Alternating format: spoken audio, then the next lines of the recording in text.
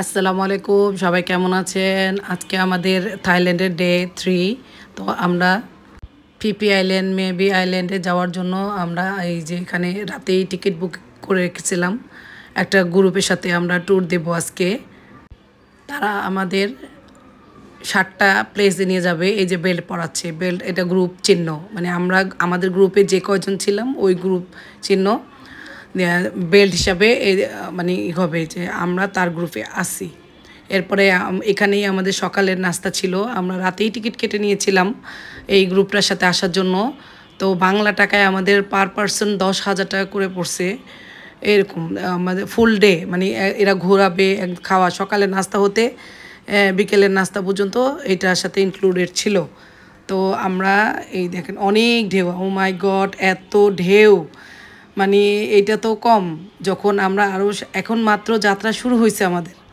তো যখন আমরা একদম গভীরে গিয়েছি, সেখানে যে এত বড় বড় একতলা দোতলার মতো ঢেউ, লাইফের ফার্স্ট এরকম ঢেউ দেখলাম, এত ভয় পাইছি। যাই হোক, নাস্তা নাস্তা খেয়ে আমরা এই যে অনেকক্ষণ অনেক অনেক প্রায় 2 ঘন্টা জার্নি করার পর আমরা এই যে এটা হলো মায়াবে আইল্যান্ড। এই আইল্যান্ডের নাম মায়াবে আইল্যান্ড। অনেক সুন্দর, একদম ছবির মতো। কী যে ভাল লাগতেছিল, চারোদিক মনে হয় যেন একদম আল্লাহ একদম নিজ হাতে এগুলো বানায় রাখছি। এই যে এই প্লেসটা হচ্ছে কাহনা পেয়ারে, মানে ওরা এই জায়গাটাই এই গানটা শ্যুট করছিল। তা আমরাও অনেক আনন্দ করছি, এনজয় করছি, সবাই ছবি তোলা নিয়ে ব্যস্ত হয়ে গেছিলো। যারা হাজার হাজার মানুষ, চিন্তাই করতে পারবেন না যে প্রতিদিন মেঘ বৃষ্টি উপেক্ষা করে কত লোক আসে, মানে ধারণার বাইরে। এই বৃষ্টির মধ্যে ভাবছি যে আমরা লোকই পাবো না, এখানে এসে আমরা মানে ছবি তোলার প্লেস খুঁজে পাই না, এত লোক।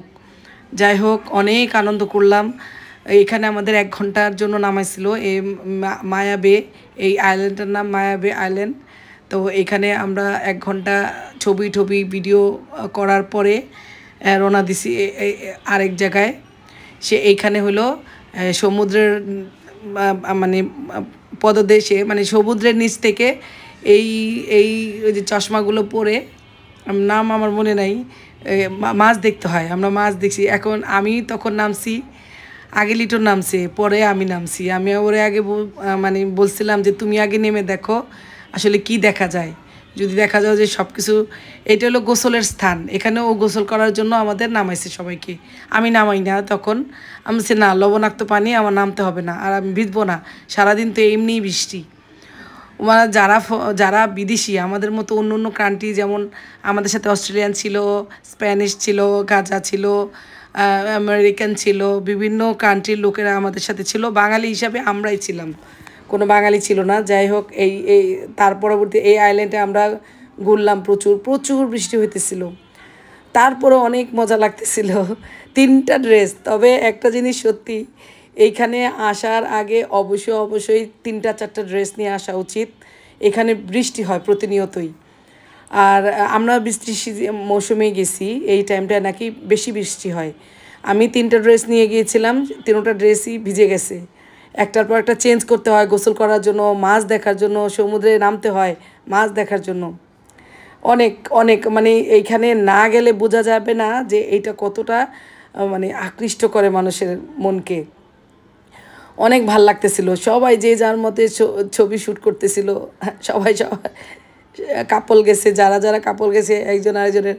আমরা তো একসাথে ছবি তোলার লোকই খুঁজে পাচ্ছিলাম না, অনেকে বইলা তারপরেও ছবি তুলছি। এই যে দেখেন কত ভিড়, শুধু আমরা এখানে না, হাজার হাজার লোক এই বৃষ্টি উপেক্ষা করে।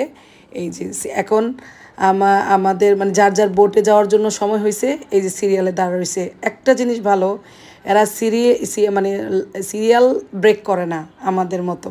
আমি এই যে যার মতে একদম মারামারি লাগে না আমাদের মতো। আমরা তো একদম কী থুয়ে কী করব এই চিন্তায় ব্যস্ত থাকি, সবাই লাইন মেনটেন করতেছে। তারপরে আমাদের আরেকটা আইল্যান্ডে নিয়ে এই যে এখানে খাবারের ব্যবস্থা, যত ট্যুরিস্ট আছে, মানে যারা আছে, যারা আমরা ছাড়াও আরও যারা আছে, এই একটা জায়গায় বুফের খাবার সিস্টেম, যার যেটা ভাল লাগে নিয়ে খাচ্ছে।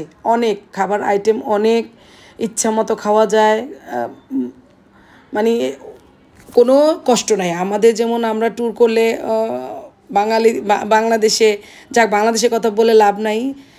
আপনি কোনটা খাবেন, ডাবল ডাবল খাবেন, যত পারেন খান, কোনো সমস্যা নাই। তো খাওয়া দাওয়া শেষে আমরা এখন আরেকটা আইল্যান্ডের ফিফি আইল্যান্ডের উদ্দেশ্যে আমরা যাচ্ছি। ফিফি আইল্যান্ডে মাছ দেখায়, সমুদ্রের যেই সমুদ্রের নিচে মানে পানিতে নেমে ওই মাছগুলা দেখতে হয়, সমুদ্রের নিচের ভিউটা দেখতে হয়, অনেক ভাল লাগে, স্বপ্নের মতো। মানুষগুলোও ভাল লাগতেছিল, মানুষগুলো আমরাই মনে হয় বাঙালি ছিলাম। এই যে এই মহিলাটা আমাদের লিডার, টিম লিডার, ও বলতেছিল যে 1 ঘন্টা সময় দিলাম তোমাদের, যদি 1 ঘন্টার মধ্যে কেউ 5 মিনিট লেট করো আমি তারই কিস দিব। একদম বলে নিলাম, যাও এবার তোমরা ঘুরো। অনেক মজা, অনেক এনজয়, মানে অনেক এনজয় দিচ্ছে আমাদের বোটের মধ্যে। আমরা যেন বোরিং ফিল না করি। এই যার যার জিনিসপত্র সবাই যত্নে রাখো, নষ্ট যেন না হয়। কেউ যদি উল্টাপাল্টা করবে আমি তারই কিস দিব। এই কথা এক কথাই। যাই হোক, আমরা সমস্ত জার্নি শেষে এই চলে আসছি। এখন কিন্তু আমরা সেই আবার ফুকেটে চলে আসছি, যেখান থেকে উঠছিলাম সেখানেই নেমে পড়ছি। তো মাশাআল্লাহ, এই ছিল আমাদের থাইল্যান্ডের ছোট্ট ট্যুর। নেক্সট ভিডিওতে আমি আমরা কিভাবে সিঙ্গাপুরের ভিডিও দিব। আশা রাখি সবাই আমার ভিডিও দেখে উপকৃত হবেন এবং অনেক কিছু জানা আছে আমার ভিডিওগুলোতে জানতে পারবেন। আমার চ্যানেলটা সাবস্ক্রাইব করবেন, লাইক করবেন, শেয়ার করবেন, তাহলে আমার আগ্রহ বাড়বে আরো বেশি বেশি করে ভিডিও দেওয়ার। এই ছিল আমার থাইল্যান্ড ট্যুরের পরিসমাপ্তি। আজকে রাতটা হোটেলে কাটাবো, সকালবেলা আমরা বিমানে সিঙ্গাপুর যাওয়ার জন্য খুব সকালে 5টায় ফজরের পরে, মানে আমাদের 10টায় আমাদের বিমান ছাড়বে, না 9:30টায়। তো